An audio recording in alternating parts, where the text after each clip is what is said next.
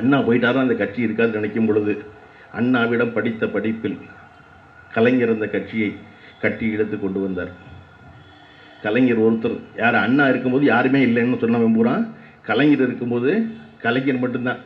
கலைஞர் போனார்னா ஒன்றும் கிடையாது. அதுக்கப்புறம் அதெல்லாம் எல்லா கட்டத்தையும் பார்த்துட்டோம். ஸ்டாலின்லாம் ஒன்றுத்துக்கு ஆக மாட்டார்னு அப்படின்னு சொல்லிக்கிட்டு தானே கலைஞருக்கு பிறகு Stalin is more dangerous and கருணாநிதினு சொல்லி இப்போ ஸ்டாலின் தான் சொல்லிக்கிட்டு இருக்காங்க. ஸ்டாலின் தான் இருக்கார் அப்படின்னு சொல்லிக்கிட்டு இருக்கும் பொழுது இப்போ புதுசாக ஒரு பதட்டம் கிளம்பி இருக்கு.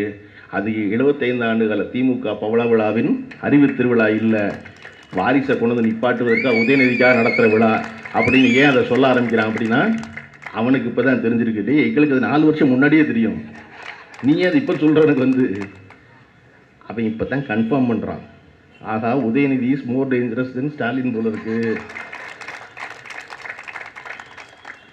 என்னடா படின்னு சொல்கிறத விடவே மாட்டேங்கிறாங்க. அண்ணா சொன்னார் படின்னு, அடுத்து வந்த கலைஞர் சொன்னார் படின்னு, அடுத்து இப்போ இருக்கிற ஸ்டாலின் சொல்கிறாரு என்ன வேணாலும் பண்ணு, நான் என்ன வேணாலும் செய்கிறேன், எப்படியாவது படிச்சுன்னு சொல்லிக்கிட்டு இருக்காரு.